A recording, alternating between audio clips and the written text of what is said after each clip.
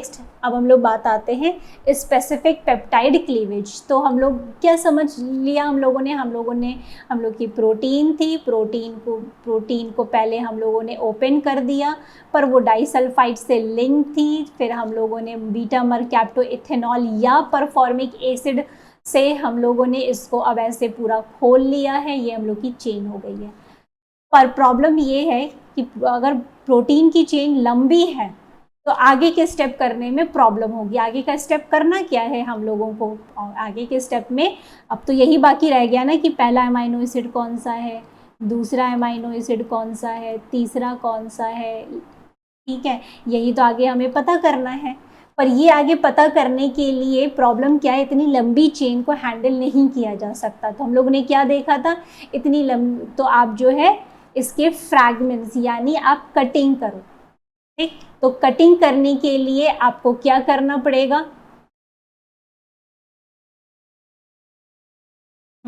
Cutting करने के लिए आपको क्लीवेज रिएक्शंस करने होंगे यानी क्लीव करना होगा। क्लीव किससे करना होगा, क्लीव किससे करना होगा, एक एंजाइम आप यूज़ कर सकते हैं या केमिकल यूज़ कर सकते हैं। पर एंजाइम दो तरीके के होंगे, एक एक्सोपेप्टाइडेजेस होगा और एक एंडोपेप्टाइडेजेस होगा, ठीक है। केमिकल तो भाई केमिकल कोई रिएजेंट है वो हम लोग यूज़ करेंगे, वो देखेंगे। पर थोड़ा सा ये वाला जो टर्म है इसको हम लोगों को समझना बहुत ज़रूरी है हम लोग के क्वेश्चन पॉइंट ऑफ व्यू से, ठीक है। ये एन टर्मिनल हो गया, यहाँ पे कार्बोक्सिलिक है, ठीक है। तो पॉइंट ये है कि अगर यहाँ पे क्लीवेज हो रहा है यानी लास्ट ग्लाइसिन ये है, अगर कोई एंजाइम आके एकदम एंड पर क्लीव कर रहा है, यहाँ पे कोई अमाइनो एसिड है यहाँ पे क्लीवेज कर रहा है, तो उसे हम क्या कहेंगे, एक्सोपेप्टाइडेजेस एंजाइम। और एंडोपेप्टाइडेज क्या करते हैं, इंटरनल पेप्टाइड बॉन्ड को क्लीव करते हैं, ठीक है। एंडोपेप्टाइडेज इंटरनल, अब अगर एंडोपेप्टाइडेजेस अगर हमने कहा कि मान लीजिए एक एंजाइम है जिसका नाम है ए, और वो ये ए एंजाइम जो है एंडोपेप्टाइडेजेस है, तो ऑब्वियस सी बात है वो यहाँ पे क्लीवेज टर्मिनल एंड्स पे क्लीवेज नहीं करेगा, वो सिर्फ इंटरनल क्लीवेज ही करेगा। एक्सो जो है वो साइड एकदम कॉर्नर में टर्मिनल एंड्स पे क्लीवेज करेगा पर उसमें क्लीवेज नहीं करेगा, ठीक है। तो ये बात ध्यान में रखनी है, ओके। बाकी हम लोग आगे देखेंगे। तो अभी हम लोगों ने जस्ट यही बात की कि हमें क्या ध्यान रखना है, जो कॉमन एजेंट्स यूज़ होते हैं वो केमिकल और एंजाइमेटिक होते हैं, दो तरह से हैं, एंडोपेप्टाइडेजेस एंड एक्सोपेप्टाइडेजेस। जस्ट अभी हम लोगों ने ये बात को डिस्कस किया। एंडोपेप्टाइडेजेस इंटरनल पेप्टाइड बॉन्ड को क्लीव करता है और ये एक्सटर्नल साइड में क्लीव करता है, ठीक है। तो इनके जो एंजाइम्स के नाम है वो आपको याद रहने ज़रूरी हैं, तभी इस पोर्शन से आप क्वेश्चंस को सॉर्ट आउट कर पाएंगे। तो ये पूरा जो है ये वो एंजाइम्स के नाम है जो बेसिकली ज़्यादातर आपको, वैसे तो और भी हैं पर आपको ज़्यादातर इसी से लेना देना होता है, ठीक है। तो इसी पर ही ज़्यादा मेन क्वेश्चंस आते हैं। तो आपको क्या याद रखना है, एंडोपेप्टाइडेजेस पहले याद रखिए, ये कहाँ करेगा, कभी भी ये कॉर्नर में नहीं काटेंगे, टर्मिनल एंड्स पे नहीं काटेंगे। Trypsin, chymotrypsin, pepsin and elastase हमेशा कहाँ कटिंग करेंगे, इंटरनल साइड पे ही कटिंग करेंगे, ठीक है। तो ट्रिप्सिन में और उनकी नेक्स्ट आगे खास बात क्या होती है कि वो लाइसिन आर्जिनिन के बाद कट करते हैं, किस एंड पे, कार्बोक्सी। ये हम लोग अभी समझेंगे कार्बोक्सी ये क्या लिखा हुआ है, ठीक है। जिनको क्लियर हो गया बहुत अच्छी बात है। पर एक और शर्त क्या होती है, उनकी रूल क्या है कि उनके बाद जो है प्रोलीन नहीं होना चाहिए। तो अब दो चीज़ें आ गई आपके पास कि ये जो एंडोपेप्टाइडेजेस हैं उनके बाद क्या नहीं होना चाहिए, प्रोलीन उनके आगे नहीं होना चाहिए, ठीक है। दूसरा प्लस टर्मिनल, ये आपको ध्यान रखना है, ये दो शब्द, ठीक है। तो ये हम लोगों ने देख लिया। तो खास तौर से अगर देखा जाए जो क्वेश्चन आते हैं वो ट्रिप्सिन, काइमोट्रिप्सिन, वेरी इंपॉर्टेंट। फिर है साइनोजन ब्रोमाइड क्या है, वो एक तरह से केमिकल है एजेंट, और साइनोजन ब्रोमाइड मेथियोनिन के कार्बोक्सी एंड पे क्लिक करता है, वो कट करता है, सॉरी। और ये क्या हो गया, carboxy peptidases A and B, ये भी इंपॉर्टेंट है, ठीक है।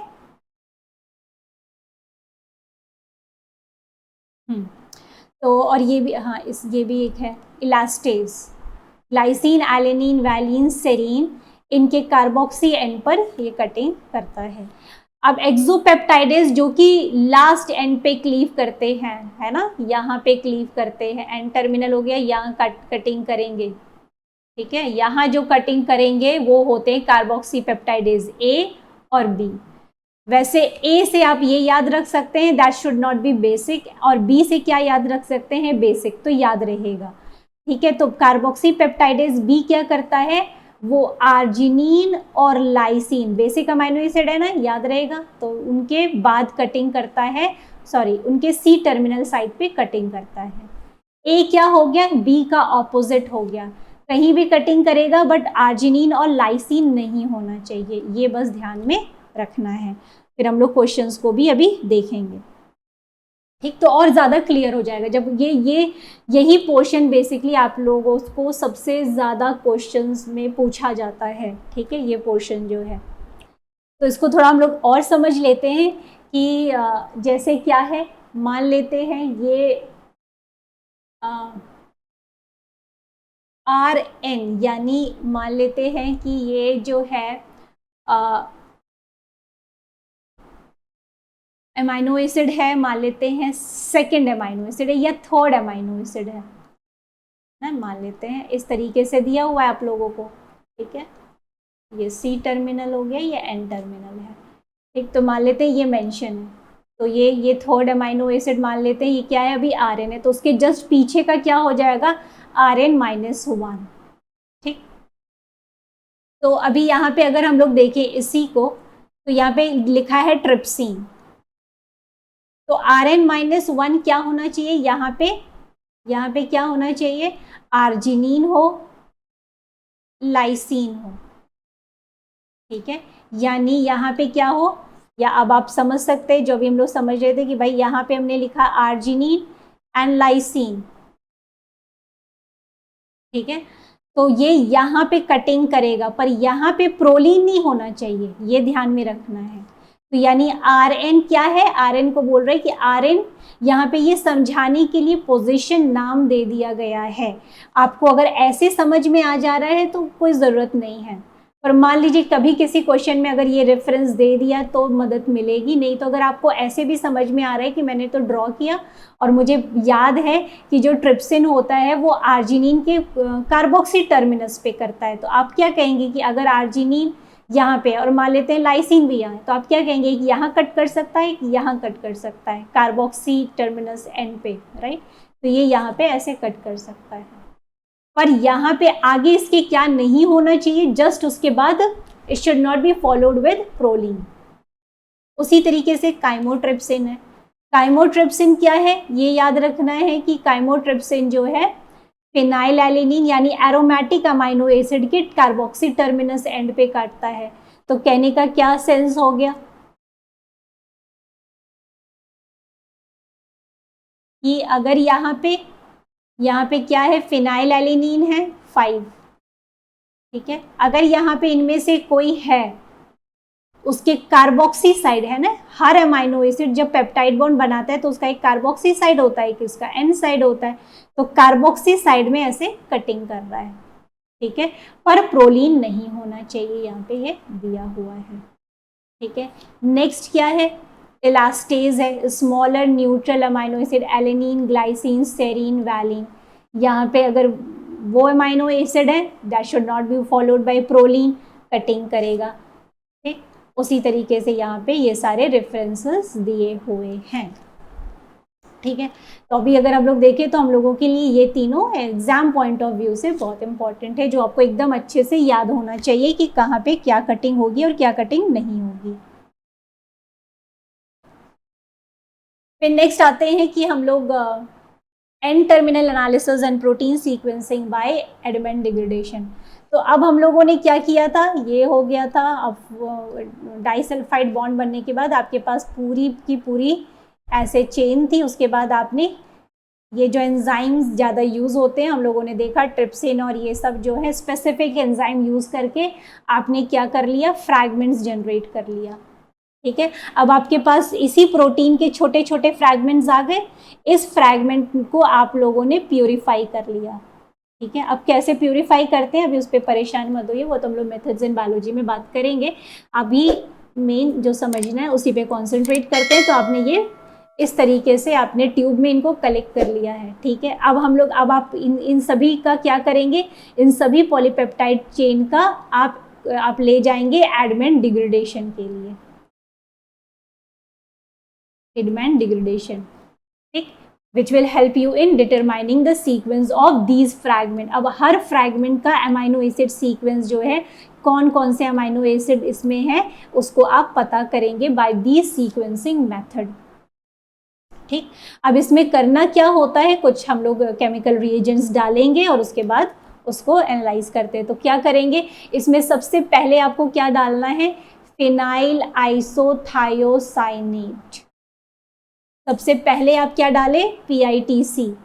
जब आप PITC डालेंगे तो क्या बनेगा, phenyl in this process PITC reacts with N terminal amino group. N terminal पे ये भी रिएक्ट कर रहा है, कौन, PITC। अगर आपको याद हो, Edman degradation N terminal analysis के लिए भी यूज हो सकता है। ठीक है, तो यहाँ पे क्या है, वो भी PITC भी क्या करेगा, एन टर्मिनल अमाइनो एसिड पे ऐड हो जाएगा और क्या बनाएगा, फिनाइल थायोकार्बेमाइल, PTC बनाएगा।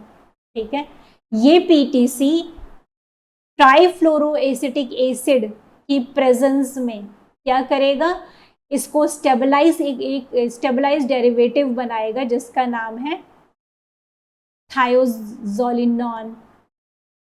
ठीक है, sorry this is not stable.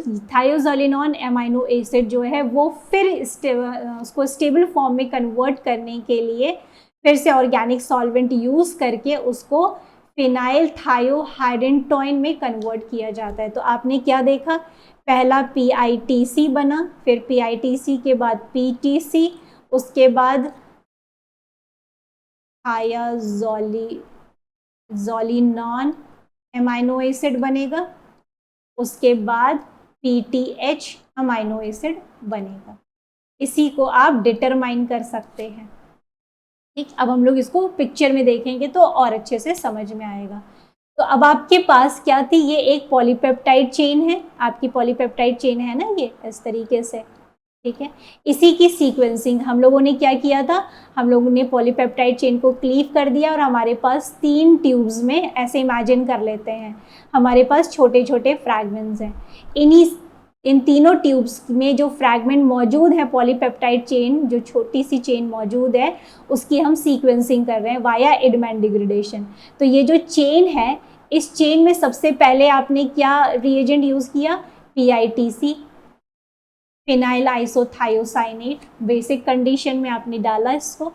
तो जब आपने डाला तो क्या बन गया, PTC, है ना, PTC पॉलीपेप्टाइड बन गया। कहने का सेंस ये है कि ये जो आपकी छोटी सी चेन थी, ये वाली, है ना, ये छोटी सी चेन, यहाँ पे क्या आपने ऐड कर दिया है, ये कंपोनेंट ऐड कर दिया है अमाइनो एसिड की, पहले अमाइनो एसिड के एन टर्मिनल पे। ये देखिए है ना एन टर्मिनल, ये इसका एन टर्मिनल है, यहाँ पे आपने ये ऐड कर दिया गया है जो इस डायग्राम में ऐसे दिखाया जा रहा है। ठीक है, दिस इज ये R1 अमाइनो एसिड के एन टर्मिनल पे ये ऐड हो गया है। इस चेन को अब हम क्या, और ये चेन पूरी टूटी नहीं है, जैसे सेंगर रिएजेंट में जैसे ही आप DNFB डाल रहे थे वैसे ही क्या हो रहा था, एसिड कंडीशन की वजह से पूरी चेन जो है वो टूट जा रही थी। यहाँ पे सभी जो है अमाइनो एसिड वैसे ही पूरी चेन में लगे हुए हैं क्योंकि चेन आपकी टूट नहीं रही है। ठीक है, मान लेते हैं 20 अमाइनो एसिड की आपकी चेन, वो ऐसे ही है।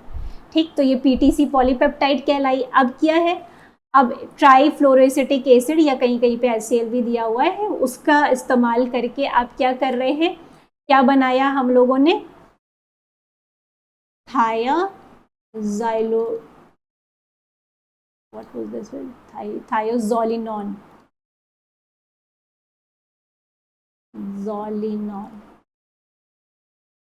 Amino acid. अब ये क्या हुआ, ये वाला, अब यहाँ पे हुआ क्या है, ये वाला जो है ये कट के ये इस तरीके से आपको दिख रहा है, ठीक है, साइक्लाइज स्ट्रक्चर हो गया, इस तरीके से आपको दिख रहा है। तो ये आप देख रहे हैं, ये आपका पहला अमाइनो एसिड है जो कि लिंक्ड है फिनाइल आइसोथायोसाइनेट के साथ, ठीक है, और इसको हम क्या बोल रहे हैं, थायोजोलिनॉन अमाइनो एसिड, और ये बहुत स्टेबल नहीं है, पर जो रिमेनिंग पॉलीपेप्टाइड है वो as it is intact present है। तो यहाँ पे यही दिखाया गया है कि जो हमारी पॉलीपेप्टाइड चेन है वो एज इट इज पूरी, यहाँ पे है ना, ये ऐसे पूरी R2, R3, R4 up to 20, बस निकला कौन है, पहला वाला अमाइनो एसिड, इसके साथ कंबाइन होके ये बनाया है। उसके बाद ये फर्दर स्टेबलाइज होके क्या बनाएंगे, PTH अमाइनो एसिड, इसीलिए इसका नाम क्या है, PTH अमाइनो एसिड क्यों बोल रहे हैं, क्योंकि पहला अमाइनो एसिड इसके साथ जुड़ा हुआ है, और इस पूरे कंपोनेंट को हम क्या बोल रहे हैं, फिनाइल थायोहाइड्रेटोन, ठीक है, ये हमारा बन गया। तो पहला क्या यूज हुआ कि हमने PITC यूज करके फिनाइल आइसोथायो PTC पॉलीपेप्टाइड बना, ठीक है, PTC पॉलीपेप्टाइड में पूरी चेन अभी इंटैक्ट ही है, फिर जब आपने ट्राईफ्लोरोएसिटिक एसिड में उसको ट्रीट किया तब जो है पहला अमाइनो एसिड जो है वो अलग हो गया और ये एक अनस्टेबल डेरिवेटिव बनाता है, बाकी पूरी चेन एज इट इज है। उसके बाद ये फिर अपने एक स्टेबल फॉर्म को अचीव करता है जिसको हम कहते हैं PTH अमाइनो एसिड। अब आप क्या कर सकते हैं, अब आप इस अमाइनो एसिड को TLC या HPLC जैसी क्रोमैटोग्राफी को यूज़ करके आप क्या कर सकते हैं, इस अमाइनो एसिड को पता कर सकते हैं। सपोज ये अमाइनो एसिड क्या है, पहला मान लेते हैं ग्लाइसिन है, तो पहला आपको पता चल गया, यानी R1 आपका क्या है, R1 आपका ग्लाइसिन है, ठीक। अब क्या है, अब आपको पता है कि ये मेरी पूरी चेन ऐसे ही इंटैक्ट है। अब क्या यही साइकिल फिर से रिपीट हो सकती है, अब यहाँ पे क्या रहेगा, यहाँ पे अब R2 आ जाएगा, यहाँ R3 हो जाएगा। अब क्या होगा, PITC से फिर ट्रीटमेंट होगा, ये R2 होगा, ये R3 हो जाएगा, फिर क्या होगा, PTC पॉलीपेप्टाइड बनेगा, ये तो निकल चुका है, ये तो निकल चुका, आइडेंटिफाई भी हो गया। अब ये R2 यहाँ पे इसके साथ थायोजोलिनॉन अमाइनो एसिड कॉम्पोनेंट बनाएगा, फिर ये R2 PTH फिनाइल थायोहाइड्रेटोन, या कह सकते हैं मान लेते R2 है मान लीजिए सेरीन, तो PTH सेरीन बन गया। फिर आप PTH सेरीन को आप TLC में स्टैंडर्ड के साथ कंपेयर करके पता कर सकते हैं कि ये सेरीन है, तो सेरीन हो जाएगा, यानी R2 क्या हो गया, सेरीन है। फिर क्या करेंगे, फिर R3 है, फिर आप इसको मतलब आप ये क्यों फायदा क्यों मिल रहा है, क्योंकि ये जो चेन है ये टूटी नहीं है, पर जो सेंगर सीक्वेंसिंग मेथड था उसमें क्या हो रहा था, पूरी चेन डिसरप्ट हो जा रही थी।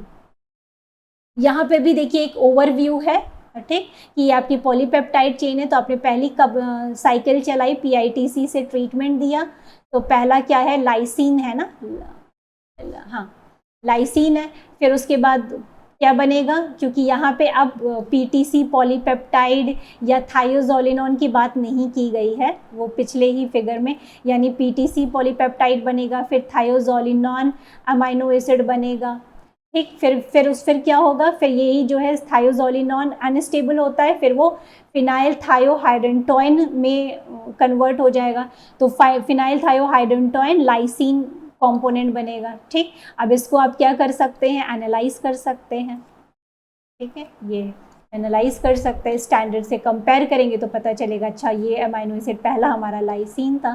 फिर आप दूसरी साइकिल चलाएंगे, तो दूसरी साइकिल में फिर से आप ट्रीटमेंट दे रहे हैं, फिर से आपको सेरीन मिल रहा है, and you can keep on going analysing this, ठीक है। ये हम लोगों का हो गया। तो कहने का सेंस क्या हो गया, हम लोगों ने शुरू यहाँ से किया था, ठीक है, डाइसल्फाइड बॉन्ड था, हम लोगों ने वो ब्रेक किया, मरकैप्टोइथेनॉल और वो सब ट्रीटमेंट देके हमारी चेन खुल गई। चेन के बाद हम लोगों ने स्पेसिफिक एंजाइमेटिक क्लीवेज किया, इन फ्रैगमेंट्स को फिर हम लोगों ने प्यूरिफाई कर लिया और इन सभी फ्रैगमेंट्स की फिर सीक्वेंस एनालिसिस करके पता किया कि इनका सीक्वेंस क्या है, ठीक है। तो मान लेते हैं हमारे पास इन 3 फ्रैगमेंट्स का सीक्वेंस आ गया जो कि कुछ इस तरीके से था, ठीक है। तो आपने जब ट्रिप्सिन से किया था तो मैं यहाँ पे लिख दे रही हूँ, ठीक है, ये आपको देखिए। तो यहाँ पे ये दिया हुआ है कुछ इस तरीके से कि आप पहले मान लीजिए टेस्ट ट्यूब में क्या आया सीक्वेंस, आपने glycine, phenyl alanine, alanine and lysine, ये सीक्वेंस आया। दूसरे ट्यूब में आपने जब एनालाइज किया तो आया threonine, phenyl alanine, glycine and lysine. फिर तीसरे ट्यूब को एनालाइज किया तो आया ग्लाइसिन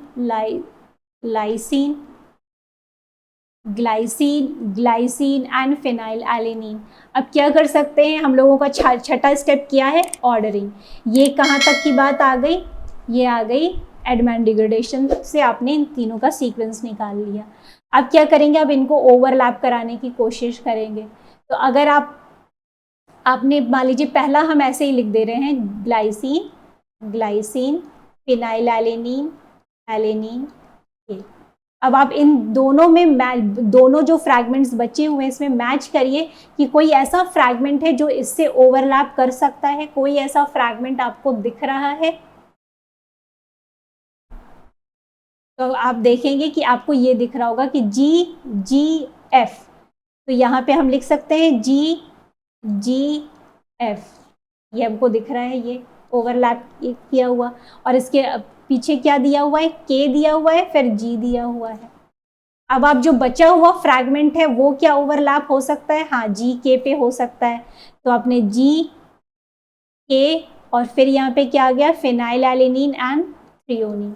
अब आप अब इसको पूरा ऑर्डर बना सकते हैं, तो क्या आएगा, threonine, phenyl alanine, glycine, lysine, glycine, phenyl alanine, alanine and lysine. ये आपका सीक्वेंस हो जाएगा। और इसमें जो PYQs हैं ध्यान में रखिएगा कि fragments, number of fragment after the cleavage कितने